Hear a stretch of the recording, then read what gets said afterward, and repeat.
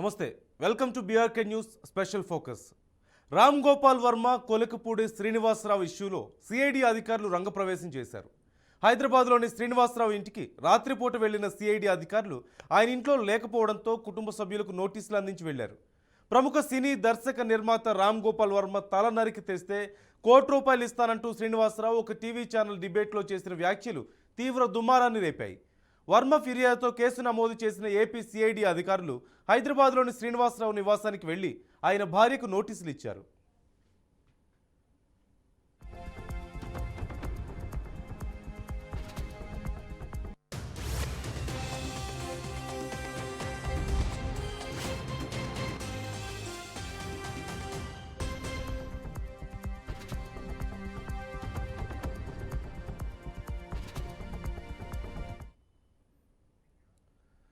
ఇటీవల ఒక TV channel డిబేట్లో పాల్గొన్న కొలకపూడి శ్రీనివాసరావు ప్రముఖ సినీ నిర్మాత రామ్ గోపాల్ వర్మపై అనుచిత వ్యాఖ్యలు చేశారు. ఆయన తల నరికి తెస్తే ₹1 ఇస్తానంటూ శ్రీనివాసరావు రెచ్చగొట్టే వివాదాస్పద వ్యాఖ్యలు చేశారు. దీంతో రామ్ గోపాల్ వర్మ ఏపీ డీజీపీని కలిసి ఫిర్యాదు చేశారు. వర్మ ఫిర్యాదుతో కేసు నమోదు చేసిన సిఐడి పోలీసులు శ్రీనివాసరావుకు నోటీసులు ఇచ్చేందుకు హైదరాబాద్ వచ్చారు. అయితే సిఐడి అధికారులు వచ్చిన సమయంలో శ్రీనివాసరావు ఇంట్లో లేరు. దీంతో ఇంట్లో ఉన్న శ్రీనివాసరావు భార్యకు నోటీసులు ఇచ్చిన అధికారులు జనవరి 3న విచారణకు రావాల్సిందిగా నోటీసులో పేర్కొన్నారు.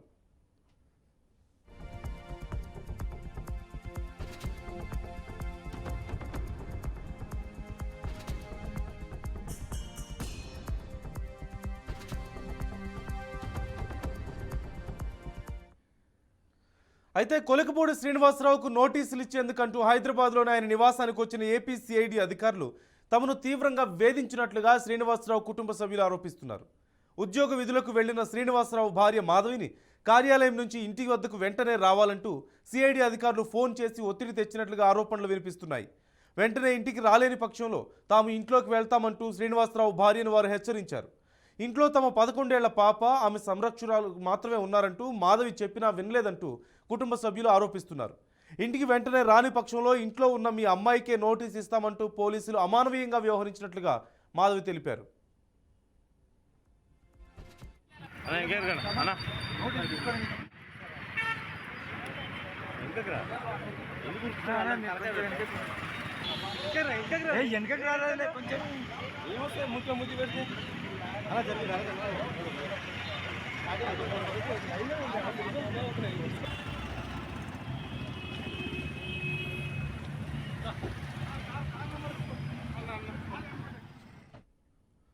గేటెడ్ కమ్యూనిటీలోని శ్రీనివాసరావు ఫ్లాట్ వద్దకు చేరుకున్న సిఐడి పోలీసులు అక్కడే కొంతసేపు తిరుగుతూ భయభ్రాంతులకు గురి చేశారు. దీంతో ఆందోళన చెందిన మాధవి హుటాహుటిన తన కార్యాలయం నుంచి ఇంటికి చేరుకోగా అప్పటికే సిఐడి బృందాలు అక్కడి నుంచి వెళ్లిపోయాయి. ఆ తర్వాత కొద్దిసేపటికి మళ్లీ వచ్చిన అధికారులు మాధవికి నోటీసులు అందించారు. హైదరాబాద్ నల్లగండ్లలోని అపర్ణ సైబర్ లైఫ్ గేటెడ్ కమ్యూనిటీలోని ప్లాట్లో శ్రీనివాసరావు కుటుంబంతో నివసిస్తున్నారు.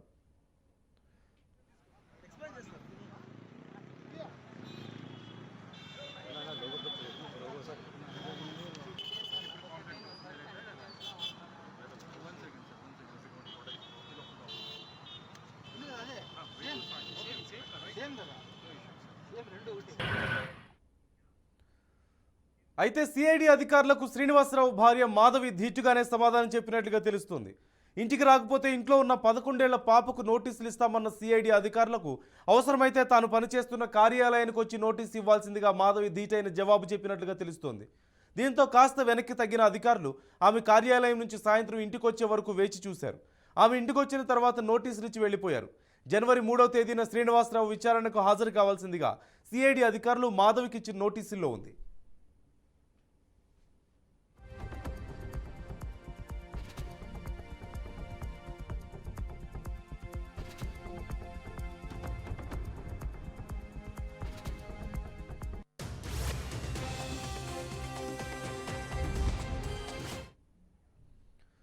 సినీ దర్శకుడు రామ్ గోపాల్ వర్మ ఇచ్చిన ఫిర్యాదు మేరకు కొలకపూడి శ్రీనివాసరావు, ఆ ఛానల్ యజమాని, యాంకర్ మీద ఏపీ సిఐడి కేసు నమోదు చేసింది. ఇరు వర్గాల మధ్య శత్రుత్వం, రెచ్చగొట్టేలా మాట్లాడడం, నేరపూరిత బెదిరింపు తదితర అభియోగాల క్రింద ఐపీసీలోని 153A, 505(2) అలాగే 506(2) రెడ్ విత్ 115, 109, 120B సెక్షన్ల క్రింద కేసు నమోదైంది. ఈ క్రమంలోనే సిఐడి శ్రీనివాసరావుకు నోటీసులు జారీ చేసింది. జనవరి 3న ఉదయం 10 గంటలకు గుంటూరులోని సిఐడి ప్రాంతీయ కార్యాలయంలో విచారణకు హాజరు కావాలని ఆ నోటీసులో పేర్కొంది. సిఆర్పిసి సెక్షన్ 41A/1 ప్రకారం సిఐడి డిఎస్పీ వహీద్ బాషా నోటీసులకు శ్రీనివాసరావు సతీమణి మాధవికి అందజేశారు. నోటీసులోని నిబంధనలు ఉల్లంఘిస్తే అరెస్ట్ చేస్తామంటూ అందులో పేర్కొన్నారు.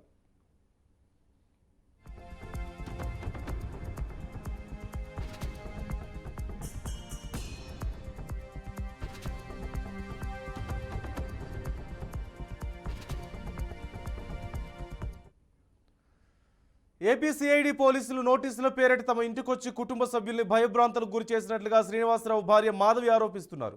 తాను అనుమతి ఇవ్వకపోయినా సరే సిఐడి అధికారులు తమ ప్లాటు వద్దకు వెళ్లి అటు ఇటు తిరుగుతూ అక్కడ ఇబ్బంది పెట్టారంటూ ఆరోపించారు.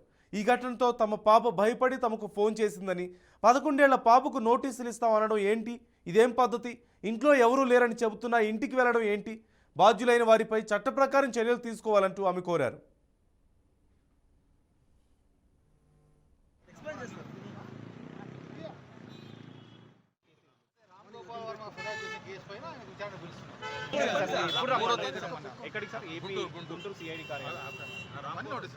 ఈ కేసులో మా హస్బెండ్ డీజీపీ గారిని అపాయింట్మెంట్ అడిగి ఆయన వర్షం ఏదో ఆయన చెప్తాను అన్నారు.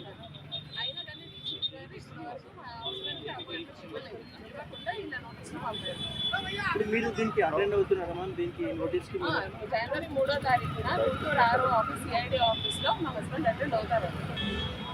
ఆ నోటీస్లో సిఆర్పిసి సెక్షన్లో 41(1) కింద సెక్షన్లు 153A, 505, 506, 109, 120 కింద వేశారు కేసు. మా హస్బెండ్ వెళ్ళి అటెండ్ అవుతారు 3వ తారీఖున. ఫర్దర్ ఆయన ఎలా ప్రొసీడ్ అవ్వాలో అదే రామ్ గోపాల్ వర్మ ఫిర్యాదు చేసిన కేసు పైన విచారణ పిలుస్తున్నారు.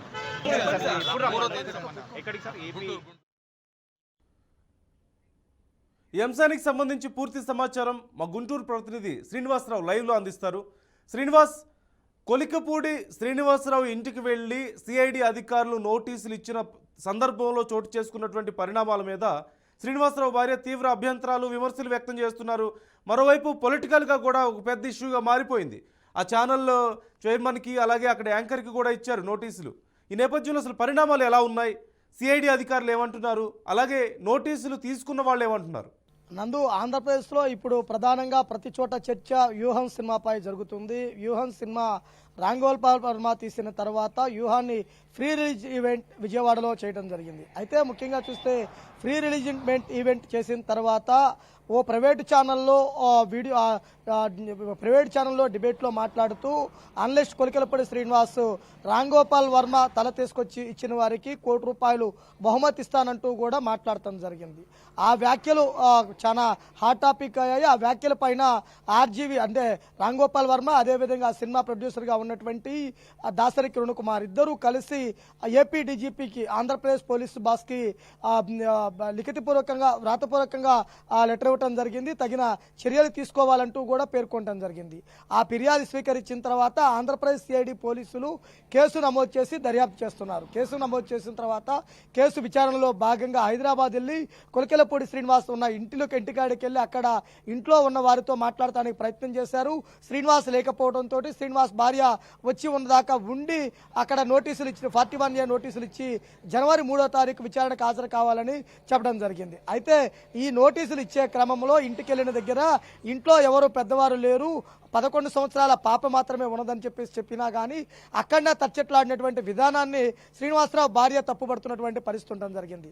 అంటే సిఐడి పోలీసులు నమోదు చేసినటువంటి కేసులో ఐపీసీ సెక్షన్స్ ఉన్నాయి. 41A నోటీస్ ఇవ్వటం ద్వారా తప్పనిసరిగా జనవరి 3వ తారీఖు గుంటూరు సిఐడి కార్యాలయానికి విచారణకు హాజరు కావాలని కూడా నోటీసులో పేర్కొనడం జరిగింది. అయితే ముఖ్యంగా చూసినట్లయితే కనుక కొలికలపూడి శ్రీనివాసరావు పాటు అదేవిధంగా ప్రైవేట్ ఛానల్కి సంబంధించినటువంటి మేనేజ్మెంట్ మీద, అదేవిధంగా యాంకర్ మీద, ఇరువురి మీద కూడా ఈ కేసు నమోదు చేయడం జరిగింది. అంటే 120B రెడ్ విత్, అదేవిధంగా ఐపీసీ సెక్షన్ 505, 520 అట్లా వాళ్ళు విద్వేషాలు రెచ్చగొట్టే విధంగా, 2 వర్గాల మధ్య గొడవలు సృష్టించే విధంగా, కావాలని హింస ప్రేరేపితం చేసే విధంగా మాట్లాడారు అంటూ కూడా ఆ సెక్షన్స్ నమోదు చేసినటువంటి పరిస్థితి ఉండటం జరిగింది.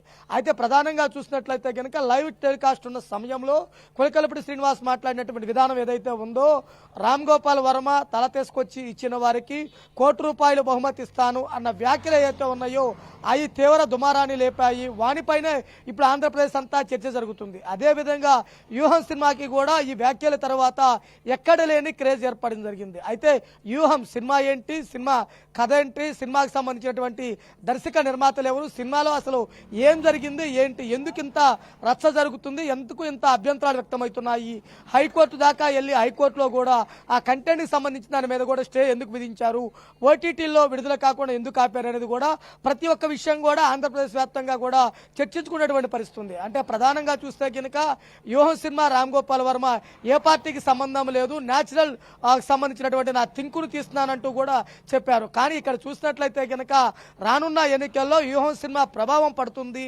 తప్పనిసరిగా అధికార ప్రతిపక్ష పార్టీలకు సంబంధించినటువంటి నేతల యొక్క వ్యూ ఉన్నాయి, వారి అహంభావాలు ఉన్నాయి, వారి యొక్క క్యారెక్టర్స్ ఇమిటేట్ చేశారు, వారిని పెట్టి తీస్తున్నారు, కావాలనే ఇది రాజశేఖర్ రెడ్డి జగన్మోహన్ రెడ్డికి అనుకూలంగా ఈ సినిమా తీస్తున్నారంటూ కూడా ఆరోపణలు వినపడుతున్నాయి. అయితే ముఖ్యంగా చూస్తే pre release event, promo release కానీ అదేవిధంగా టీజర్ రిలీజ్ కానీ ఇవన్నీ కూడా ఒక సంచలనం. అయితే ఈ రిలీజ్ డేట్కి ముందుగానే ఇటువంటి హైకోర్టులో పిటిషన్లు వేయటము, ఆగిపోవటము, మరలా డైరెక్ట్గా ఒక అనలిస్ట్గా ఉన్నటువంటి వ్యక్తి రామ్ గోపాల్ వర్మని చంపి తల తీసుకొచ్చిన వారికి ₹1 బహుమతి ఇస్తానంటూ చెప్పినటువంటి విధానం ఏదేందో ఇదంతా కూడా ఒక తీవ్ర దుమారం లేపడం జరిగింది. దానికి వాళ్ళు రిప్లైగా, అంటే ఏదైతే అతను వ్యాఖ్యలు చేసిన దాన్ని లైట్గా తీసుకోకుండా సీరియస్గా తీసుకొని ఆంధ్రప్రదేశ్ డీజీపీ కార్యాలయానికి వచ్చి అక్కడ డీజీపీ కార్యాలయంలో డీజీపీకి రిటర్న్ పూర్వకంగా రాసి ఇవ్వటము, మాకు ఇట్లా రెచ్చగొడుతున్నారు, మా ప్రాణాలకు భయం ఉంది, తప్పనిసరిగా వారి మీద చర్యలు తీసుకోండి అంటూ ఇటు దాసరి కిరణ్ కుమార్, ఆర్జీవి, రామ్ గోపాల్ వర్మ ఇద్దరూ కలిసి కంప్లైంట్ ఇవ్వటము, కంప్లైంట్ ఇమీడియట్లీగా ఏపీసీఐడి పోలీసులు కూడా కేసు నమోదు చేసి దర్యాప్తు ప్రారంభించడము. అంటే కేసు నమోదు చేసిన తర్వాత వారికి ఎవరైతే ఉన్నారో కొలికలపూడి శ్రీనివాస్ కానీ అదేవిధంగా ప్రైవేట్ స్థానాలకు సంబంధించినటువంటి యాజమాన్యము యాంకర్లకి వారికి కూడా 41 A నోటీస్ ఇవ్వడం జరిగింది. కొలికలపూడి శ్రీనివాస్ తప్పనిసరిగా 3వ తేదీ గుంటూరు సిఐడి కార్యాలయానికి వచ్చి విచారణకు హాజరు కావాలి, విచారణకు హాజరు కాని నేపథ్యంలో తప్పనిసరిగా కఠిన చర్యలు ఉంటాయంటూ కూడా స్పష్టం చేయడం జరిగింది. అంటే ఒక విధంగా చూసుకుంటే, ముఖ్యంగా చూసుకున్నట్లయితే కనుక సినిమా హైప్ ఎంతైతే వచ్చిందో సినిమా జనంలో కూడా అంతే చర్చ నడుస్తుంది. అదేవిధంగా చూసుకున్నట్లయితే కనుక కొలికలపూడి శ్రీనివాసు బ్రహ్మపట్టణ స్వేచ్ఛ హక్కు ఏదైతే ఉందో విద్వేషం రెచ్చగొట్టే విధంగా, రాజకీయాలు మాట్లాడిన విధంగా, కావాలని వర్గాలు రెచ్చగొట్టిన విధంగా ఇవన్నీ కూడా సెక్షన్స్ రూపంలో నోట్ చేసి ఏపీసీఐడి పోలీసులు కేసు నమోదు చేశారు. దీనికి సంబంధించి కేసు నమోదైన కాడి నుంచి ఇప్పటి వరకు కూడా కొలికలపూడి శ్రీనివాస్ అజ్ఞాతంలో ఉండటం జరిగింది. వాళ్ళ నోటీసులు కూడా సిఐడి పోలీసులు ఇచ్చిన నోటీసులు కూడా శ్రీనివాసరావు భార్యనే స్వీకరించడం జరిగింది. అంటే ముఖ్యంగా చూస్తే కనుక ఈ నోటీసులు ఇంట్లో వాళ్ళ కుటుంబ సభ్యులకు అప్పచెప్పారు కాబట్టి 3వ తారీఖు విచారణకు హాజరు కాకపోతే తదుపరి స్టెప్ అరెస్ట్ చేసే అవకాశం కూడా కనపడుతుంది. అయితే ఇప్పటికే చూసినట్లయితే కనుక వ్యూహం సినిమా ఇటు ఆంధ్రప్రదేశ్ తెలంగాణ 2 హైకోర్టులో కూడా ఆ పిటిషన్లు పెండింగ్ లో ఉన్నాయి.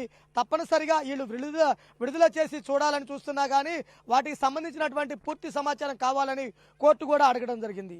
అసలు రాష్ట్ర వ్యాప్తంగా కూడా ప్రధాన చర్చ ఆంధ్రప్రదేశ్ తెలంగాణ 2 రాష్ట్రాల్లో వ్యూహం సినిమా కథ ఏంటి, వ్యూహం సినిమాకి సంబంధించినటువంటి టార్గెట్ ఏంటి, వ్యూహం సినిమా ఎందుకు తీస్తున్నారు ఏంటి అని కూడా ప్రతి ఒక్కరూ చర్చించుకున్నారు. అదేవిధంగా యూట్యూబ్లో కూడా విపరీతంగా చర్చ చేస్తున్నటువంటి పరిస్థితి ఉండడం జరిగింది. అంటే ముఖ్యంగా చూస్తే ఇంకా కొలికలపూడి శ్రీనివాసు విచారణ, కొలికలపూడి శ్రీనివాసు అరెస్టు ఇట్లా ఈ పరిస్థితి కనుక కొనసాగితే కనుక ఎక్కడ లేని సినిమాకి ఒక మైలేజ్ వచ్చే పరిస్థితి కూడా కనపడుతుంది. అంటే సినిమాకి రిలీజ్ ముందే ఇంత రచ్చ జరగటము, ఇంత కాంట్రవర్సీ జరగటం వల్ల సినిమాలో ఏముంది అనేది కూడా ప్రతి ఒక్కరూ ఆలోచించే పరిస్థితి ఉండడం జరిగింది. ముఖ్యంగా చూస్తే ఆర్జీబీని క్వశ్చన్ చేసినప్పుడు ఆ సినిమాకి సంబంధించి ఎవరి యొక్క కథ నేను రాయలేదు, న్యాచురల్ థింక్నే వాడానంటూ కూడా చెబుతున్నటువంటి పరిస్థితి ఉండడం జరిగింది. అంటే ముఖ్యంగా చూస్తే ఈ సినిమాలో ప్రతిపక్ష నేతలుగా ఉన్నటువంటి చంద్రబాబు నాయుడు, పవన్ కళ్యాణ్ని వ్యంగ్యంగా చూపిస్తారు అనేది ఒక భావన ఉంది. అది నిజమా కాదా అనేది సినిమా రిలీజ్ అయితే కానీ తెలిసే అవకాశం లేదు. ప్రస్తుతం అయితే కనుక ఈ సినిమాకి సంబంధించి ఏపీసీఐడి ఏదైతే రామ్ గోపాల్ వర్మ ఇచ్చిన ఫిర్యాదుని స్వీకరించి కేసు నమోదు చేశారో ఆంధ్రప్రదేశ్ అంతా కూడా ఆ కేసు మీదనే విపరీతమైనటువంటి చర్చ కొనసాగుతుంది. శ్రీనివాస్, ప్రధానంగా ఇటు పార్టీలకు సంబంధించి కూడా పెద్ద ఎత్తున చర్చ జరుగుతోంది కదా. అంటే రాజకీయ రంగు పులుముకున్న విషయాన్ని మనం చూస్తూనే ఉన్నాం.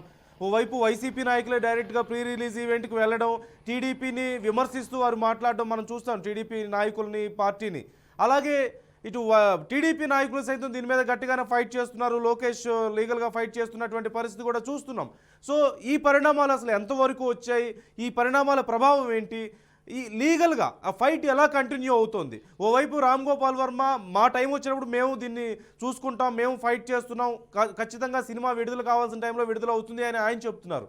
ఓవైపు విడుదల అవనివ్వమని చెప్పి టీడీపీ నాయకులు చెప్తున్నారు. సో లీగల్గా ఫైట్ ఎలా జరుగుతుంది, ఎవరి వర్షన్ ఎలా ఉంది, ఎటువైపు మొగ్గు చూపే అవకాశం ఉందంటారు? ఎవరు బలంగా ఉన్నారు అసలు ఈ సమయంలో ఈ లీగల్ ఫైట్లో?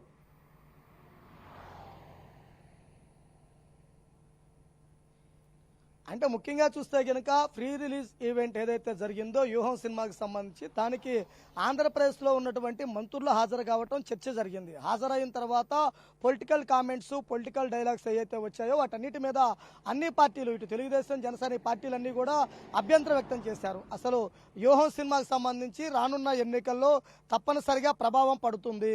వ్యూహం సినిమాకి సంబంధించి చూసుకుంటే ప్రతిపక్ష నేతలుగా ఉన్నటువంటి పవన్ కళ్యాణ్ చంద్రబాబును వ్యంగ్యంగా చూపించే ప్రయత్నం చేశారు. వ్యూహం సినిమాకి సంబంధించి జగన్మోహన్ రెడ్డిని హీరోగా అభివర్ణిస్తూ, హీరోగా కీర్తిస్తూ కూడా దానిలో కథా అంశం ఉందంటూ కూడా ఆరోపణలు వినపడుతున్నాయి. కానీ ఫ్రీ రిలీజ్ ఈవెంట్ జరిగిన తర్వాత పొలిటికల్ పార్టీ వేవ్ పెరగటము, కోర్టులో పిటిషన్లు వేయటము, కోర్టులో దీనికి సంబంధించినటువంటి వాయిదా మీద వాయిదాలో నడవటము, అదేవిధంగా చూసుకున్నట్లయితే సెన్సార్ బోర్డు సర్టిఫికేట్ ఇచ్చిన దాని మీద కూడా మరలా తెలంగాణ హైకోర్టులో స్టే ఉండటము. అంటే అసలు ముఖ్యంగా చూసినట్లయితే కనుక సెన్సార్ బోర్డు క్లియరెన్స్ ఇచ్చిన తర్వాత, ఈవెంట్ జరిగిన తర్వాత కోర్టు పరిధిలో ఉన్న నేపథ్యంలోనే సినిమా ఆగటం జరిగింది. తప్పనిసరిగా రామ్ గోపాల్ వర్మ కూడా ఒకటే చెబుతున్నారు, కోర్టు అడిగినవన్నీ సబ్మిట్ చేసి ఇన్ టైంలో మేము సినిమా రిలీజ్ చేస్తామని చెబుతున్నారు. కానీ ప్రతిపక్ష పార్టీలుగా ఉన్నవారు వీరు కూడా, ఇటు తెలుగుదేశం పార్టీకి సంబంధించి కూడా నారా లోకేష్ ఇటు చూసినట్లయితే కనుక కోర్టులోనే న్యాయపరంగా చేసుకుంటాము, దాన్ని కోర్టు పరిశీలించిన తర్వాతనే విడుదల చేసే అవకాశం ఉంటుంది కాబట్టి కోర్టు పరిధిలో ఉందని చెబుతున్నటువంటి పరిస్థితి ఉంది. ముఖ్యంగా చూస్తే వ్యూహం సినిమా రాష్ట్ర వ్యాప్తంగా కూడా విపరీతమైనటువంటి చర్చ జరిగిందని చెప్పవచ్చు. ఫ్రీ రిలీజ్ ఈవెంట్ అదేవిధంగా కోర్టులు, కేసు ఇవన్నీ చూస్తే కనుక సినిమా రిలీజ్ మీద ఒక హై ఎక్స్పెక్టేషన్స్ ఉండటం జరిగింది. అంటే అసలు ఏముంది సినిమాలో, ఏం జరిగింది, ఎవరి పాత్రలు ఏ విధంగా చేశారు, ఎవరిని వక్రీకరించారు, సినిమా కథ ఏంటి, సినిమా ఏంటి స్టోరీ అనే విధంగా ప్రతి ఒక్కరు కూడా చర్చించుకునే పని ఉంది. అయితే రామ్ గోపాల్ వర్మ కోర్టు అడిగిన విధంగా అన్ని సబ్మిట్ చేసి సెన్సార్ బోర్డుకు కూడా లిఖితపూర్వకంగా డాక్యుమెంట్ రూపంలో కూడా అన్ని సబ్మిట్ చేసి తప్పనిసరిగా త్వరగా విడుదల చేస్తానంటూ కూడా ఆశాభావం వ్యక్తం చేస్తున్నారు. అదే స్థాయిలో ప్రతిపక్ష పార్టీలుగా ఉన్నటువంటి తెలుగుదేశం, జనసేనలు కూడా చూస్తే కనుక కోర్టుని నమ్మి కోర్టులో ఈ సినిమాకి సంబంధించినటువంటి పరిస్థితుల్లో తప్పనిసరిగా విడుదలకు ఆపు చేయాలంటూ కోరుతున్నటువంటి పరిస్థితి ఉంది. అంటే కోర్టులో ఉన్న నేపథ్యంలో కోర్టు పూర్తి డెసిషన్ వచ్చిన తర్వాత కానీ సినిమాకి క్లియరెన్స్ వచ్చే అవకాశం లేదు. ఏం జరుగుతుందా ఏందనేది కూడా ప్రతి ఒక్కరూ ఎదురు చూడాల్సినటువంటి పరిస్థితి. అయితే ముఖ్యంగా చూస్తే సినిమాకి సంబంధించి కోర్టులో ఉండటమే కాకుండా ఇటు ట్విట్టర్లో కూడా వారు జరుగుతుంది, ట్విట్టర్లో కూడా పోస్టులు పెడుతున్నారు. అదేవిధంగా ఏపీసీఐడి కేసు నమోదు చేసింది, కేసు విచారణ కూడా చేస్తుంది. ఏ ఉద్దేశంతో కొలికపడి శ్రీనివాస్ అసలు అన్నారు, అసలు ఆ సినిమాలో ఏమి లేకుండా ఏమి చూడకుండానే ఎందుకు ఇంత సీరియస్ కామెంట్ చేశారనేది కూడా సిఐడి పోలీసులు విచారణలో తెలిసే పనిలో కూడా ఉన్నారు. అంటే ఒకవైపు రిలీజ్ ముందుగా సినిమా ఆగటము, ఇన్ టైంలో మేము తప్పనిసరిగా త్వరలోనే విడుదల చేస్తామని రామ్ గోపాల్ వర్మ చెప్పటము, ప్రతిపక్ష పార్టీలు అడ్డుకుంటాము తప్పనిసరిగా అని చెబుతున్న నేపథ్యంలో అసలు ఆ సినిమాలో కథ ఏంటి, ఏం జరుగుతుంది, ఏంది, కోర్టు డైరెక్షన్ ఎలా ఇచ్చిందని కూడా ప్రతి ఒక్కరూ ఆశగా ఎదురు చూస్తున్నారు. అంటే శ్రీనివాస్, ప్రధానంగా కొలకపూడి శ్రీనివాసరావు ఇంటికి వెళ్ళి సిఐడి అధికారులు నోటీస్ ఇచ్చిన నేపథ్యంలో, నోటీస్ ఇస్తున్న తరుణంలో కొంత హైడ్రామా కూడా అక్కడ మనం చూసాం వారి ఇంటి దగ్గర. ఆయన నోటీసులు అందుకున్న నేపథ్యంలో మరి నోటీసులు ఇచ్చే టైంలో ఆయన లేరు కదా, తర్వాత కొలికపూడి శ్రీనివాసరావు రెస్పాండ్ అయ్యారా నోటీసులకు సంబంధించి? లీగల్గా ఆయన ఎలా ప్రొసీడ్ అవ్వబోతున్నారు అనే వివరాలు మనకేమైనా తెలుస్తున్నాయా? ఆయన కానీ, ఆయన కుటుంబ సభ్యులు కానీ, ఆయన తరపు వారు కానీ, దీనికి సంబంధించి ఆయన లాయర్ కానీ ఎవరైనా సరే దీనికి సంబంధించి రెస్పాండ్ అయ్యారా?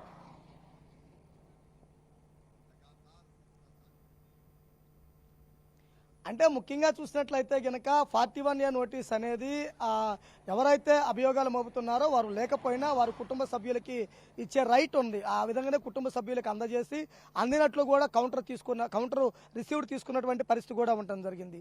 దానికి సంబంధించి సిఐడి పోలీసులు కేసు నమోదు చేసిన తర్వాత నోటీసులు ఇచ్చిన తర్వాత కొలికెలపూడి నుంచి ఎటువంటి రిప్లై లేకుండా ఉండటం జరిగింది. అంటే 3వ తారీఖు విచారణకు హాజరవుతారా, హాజరు కారా, లీగల్గా ఎవరినైనా పంపుతారా, లీగల్ టీం ఏం చేస్తా అనేది కూడా మనం వేచి చూడాల్సినటువంటి పరిస్థితి ఉంది. అదేవిధంగా ముందస్తుగా అవసరమైతే గనక కోర్టును ఆశ్రయించే పరిస్థితి కూడా కనపడుతుంది. తప్పనిసరిగా సిఐడి పోలీసులు కక్షపూరితంగా వ్యవహరిస్తారు కాబట్టి తాను ముందస్తు బెయిల్కి కానీ ముందస్తు కోర్టును ఆశ్రయించడానికి దీనికి సంబంధించినటువంటి నా భావప్రకటన స్వేచ్ఛ హక్కు వినియోగించా కానీ ఎక్కడా కాంట్రవర్సీ మాట్లాడదని చెప్పే ప్రయత్నం కూడా కోర్టుకు పిటిషన్ ద్వారా కూడా విన్నవించే అవకాశం కనపడుతుంది. అంటే ముఖ్యంగా చూస్తే ఈ పిటిషన్కి సంబంధించినటువంటి చూసుకుంటే ముందు నోటీసులు కుటుంబ సభ్యులకు అందజేశారు కాబట్టి విచారణ 3వ తారీఖు ఉన్న నేపథ్యంలో ఈ 3వ తారీఖు వరకు సిఐడి పోలీసులు ఎదురు చూడాల్సినటువంటి పరిస్థితి ఉంది. 3వ తారీఖు విచారణకు హాజరైతే విచారిస్తారు, అప్పుడు ఫర్దర్ స్టెప్ తీసుకోవడానికి అవకాశం ఉన్నది. విచారణకు హాజరు కాకపోతే కనుక 41A నోటీసులో ఏదైతే షరతులు ఉన్నాయో అవి వర్తిస్తాయి, అవి తప్పనిసరిగా అమలు చేస్తామని చెబుతున్నటువంటి పరిస్థితి ఉండడం జరిగింది. అంటే విచారణకు హాజరు కాకపోతే అరెస్ట్ చేసే అవకాశం కూడా కనపడుతుంది. అదేవిధంగా కొలకలపూడి శ్రీనివాస్ కూడా లీగల్ గా కూడా కోర్టులో పిటిషన్ దాఖలు చేయటము, లీగల్ గా అప్లై చేసుకునే అవకాశం ఉంది. అదేవిధంగా సిఐడి కూడా 3వ తారీఖు తాను అందుబాటులో లేకపోతే కనుక ముందుగానే ఇన్ఫర్మేషన్ ఇచ్చడానికి కూడా ఛాన్సెస్ ఉన్నాయి. ఇప్పటి వరకు అంటే వాళ్ళ కుటుంబ సభ్యులు 41A నోటీస్ తీసుకున్న తర్వాత ఇప్పటి వరకు కొలకలపూడి శ్రీనివాస్ నుంచి ఎటువంటి రిప్లై లేదు, ఎటువంటి విచారణకు హాజరు కాను లేదా తనకు సమయం కావాలని కోరినటువంటి పరిస్థితి కూడా లేకుండా ఉండడం జరిగింది. అంటే ముఖ్యంగా చూసుకున్నట్లయితే కనుక 3వ తారీఖు చాలా కీలకం. దీనికి సంబంధించి 3వ తారీఖు విచారణకు వస్తే విచారణలో ఏం జరిగిద్ది ఏందనేది తెలిసింది. విచారణకు కాకపోతే కనుక సిఐడి ఫర్దర్ స్టెప్ ఇస్తుంది. అదేవిధంగా కొలకలపూడి శ్రీనివాస్ కూడా తప్పనిసరిగా కూడా కోర్టును ఆశ్రయించి తన ఉపశమనం పొందే అవకాశం కూడా స్పష్టంగా ఉంది. ఎందుకు అంటే పొలిటికల్ ప్రేరేపిత కేసులు కాబట్టి ఈ పొలిటికల్ కాలంలో చూసి తప్పనిసరిగా తనకు ఈ కేసు నుంచి విముక్తి కావాలని శ్రీనివాసరావు కోరే అవకాశం కూడా కనపడుతుంది. Right thank you Srinivas, thanks for the information. మొత్తం మీద ఈ కేసుకు సంబంధించి కొలకపూడి శ్రీనివాస్ కుటుంబ సభ్యులు ఈ సిఐడి నుంచి నోటీసులు అందుకున్న నేపథ్యంలో అక్కడ జరిగినటువంటి హైడ్రామా మీద ఇప్పటికే వారు కొంత సీరియస్ అయ్యారు. మరోవైపు లీగల్ ఫైట్ అయితే చాలా టఫ్గా ఉండబోతుంది అనేది క్లియర్గా అర్థమవుతుంది. ఇటు సినిమా విషయంలో అయినా సరే, కొలకపూడి అందుకున్నటువంటి ఈ నోటీసుల విషయంలో అయినా సరే. ఇదే అంశానికి సంబంధించి మరింత సమాచారం మా ప్రతినిధి ప్రవీణ్ అడిగి తెలుసుకుందాం. ప్రవీణ్, మీ దగ్గర ఉన్న సమాచారం ఏంటి? ఈ కేసుకు సంబంధించి జరుగుతున్నటువంటి పరిణామాలకు సంబంధించి రెండు రకాలుగా, ఇటు న్యాయపరంగా చూసినా సరే లేదంటే పొలిటికల్గా చూసినా సరే, రెండు రకాలుగా కూడా ఒక హై టెన్షన్ కనిపిస్తోంది. ఈ నేపథ్యంలో శ్రీనివాసరావు నోటీసులు అందుకోవడంతో ఇది పర్సనల్ ఫైట్గా కూడా మారిపోయింది. సో ఎలా ఉన్నాయి పరిణామాలు? నందు, అయితే ఒక విధంగా చూసుకుంటే నిన్న రాత్రి కొలికిపూడి శ్రీనివాస్ ఎవరైతే ఉన్నారో వారి ఇంటి దగ్గర హైడ్రామా నెలకొందని చెప్పాలి. అయితే లింగంపల్లి ప్రాంతానికి చెందినటువంటి నల్లగండ్ల ప్రాంతం లోపల ఆయన ఉండేటటువంటి అపార్ట్మెంట్ దగ్గరికి అయితే వీళ్ళు సిఐడి అధికారులు అయితే వచ్చారు. సిఐడి అధికారులు వచ్చారు, ఇంకా నోటీసులు ఇవ్వడానికి అయితే సిఐడి అధికారులు చేరుకున్న క్రమంలో కూడా ఆయన ఇంట్లో లేడని తెలిసి కూడా ఇంట్లో కేర్ టేకర్ వాళ్ళ పాప మాత్రమే ఉన్నారు. ఈయన భార్య కూడా వృత్తి విద్య ఉద్యోగిని కాబట్టి ఆమె ఉద్యోగానికి వెళ్ళిన సమయం లోపల కూడా ఫోన్లు చేసి ఖచ్చితంగా రావాలంటూ కూడా ఏసీబీ అధికారులు చెప్పారని కూడా సిఐడి అధికారులు చెప్పారని కూడా ఆమె పదే విచారించి వచ్చింది. అయితే అదేవిధంగా 3వ తేదీన గుంటూరులోని సిఐడి కార్యాలయంలో హాజరు కావాలంటూ కూడా నోటీసులు ఉన్నాయి. అయితే ఈ రోజు 31st కావడం చేత 1st, 2nd తర్వాత 3వ తేదీన మాత్రం ఖచ్చితంగా హాజరు కావాలంటూ అయితే సిఐడి అధికారులు నోటీసులు కూడా జారీ చేశారు. ఈ క్రమం మొత్తం టోటల్ గా చూసుకుంటే రాజకీయంగా ఈయన ఇప్పటికే అక్కడ ఉన్నటువంటి ఏదైతే ఈ యొక్క అమరావతి పరిరక్షణ సమితికి అధ్యక్షుడిగా ఉన్నటువంటి నేపథ్యంలో ఆయన అక్కడ రాజకీయంగా ఇట దెబ్బతీయాలనే ఉద్దేశంతో ఈ విధంగా చేశారు. అయితే ఒక సభలో ఈయన ప్రస్తావిస్తూ అయితే ఆర్జీవీ తలకాయ తెచ్చిన వారికి ₹1 కోటి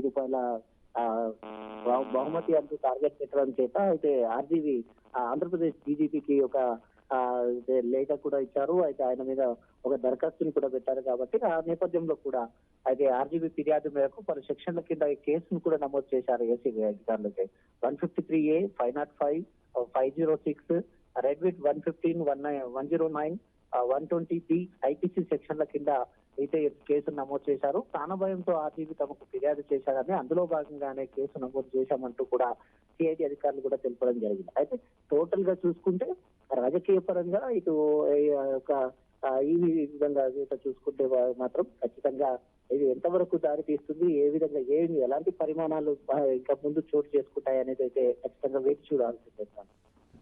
రైట్, థ్యాంక్ యూ ప్రవీణ్.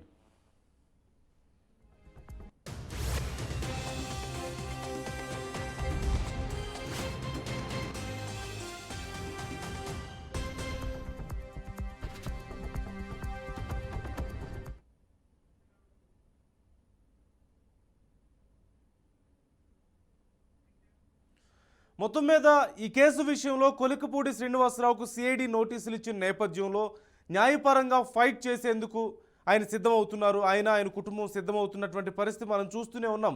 ఇప్పటికీ కూడా కొలికపూడి శ్రీనివాసరావు ఆ కామెంట్స్ చేసిన తర్వాత, వర్మ కంప్లైంట్ చేసిన తర్వాత ఎక్స్ప్లెనేషన్ ఇచ్చే ప్రయత్నం చేశారు. అనేక ఇంటర్వ్యూలు లేదంటే బయట న్యూస్ ఛానల్స్లో ఆయన ఎక్స్ప్లెనేషన్ ఇస్తూ కూడా రాష్ట్రానికి, ప్రజలకి వర్మ వల్ల జరుగుతున్నటువంటి నష్టం కారణంగా ఆయన అలాంటి కామెంట్స్ చేయాల్సి వచ్చిందని, వర్మని ఒక చీడ అంటూ ఆయన చేసినటువంటి కామెంట్స్ను ఆయన సమర్థించుకునే ప్రయత్నం చేశారు. అలాగే న్యాయపరంగా పోరాటానికి సైతం సిద్ధమవుతున్నానంటూ ఆయన తెలియజేస్తున్నారు. మరోవైపు టీడీపీ వర్సెస్ వైసీపీ కూడా ఈ విషయంలో ఫైట్ కొనసాగుతోంది. వైసీపీ నాయకులు డైరెక్ట్గా ప్రీ రిలీజ్ ఈవెంట్కి అటెండ్ అవ్వడం, అక్కడి నుంచి ఆ స్టేజ్ మీద నుంచే జనసేన అధినేత పవన్ కళ్యాణ్ని, టీడీపీ నాయకుల్ని తీవ్రస్థాయిలో విమర్శించినటువంటి పరిస్థితి మనం చూసాం. ఈ నేపథ్యంలో వైసీపీ నాయకులు వర్సెస్ టీడీపీ నాయకులు మాటల యుద్ధం కొనసాగుతూనే ఉంది. మరోవైపు వర్మ ఇటు కంప్లైంట్ చేసిన నేపథ్యంలో సినిమా రిలీజ్ చేసేందుకు సెన్సార్ బోర్డు విషయంలో జరుగుతున్నటువంటి హై డ్రామా కూడా మనం చూస్తున్నాం. మొదట సెన్సార్ బోర్డు కుదరదన్నది, ఆ తర్వాత కుదురుతుందని చెప్పారు. ఇప్పుడు కంప్లైంట్ చేసిన తర్వాత కోర్టు ఆదేశాల మేరకు ఇప్పుడు నిలిచిపోయిన పరిస్థితి చూస్తూనే ఉన్నాం. మరి ఇలాంటి పరిస్థితుల్లో ఇంత హై డ్రామా నడుమ తర్వాత ఎలాంటి పరిణామాలు చోటు చేసుకోబోతున్నాయనేది మాత్రం చాలా ఉత్కంఠను కలిగిస్తుంది. చూద్దాం ఎలా ఉండబోతున్నాయి పరిణామాలు అనేది.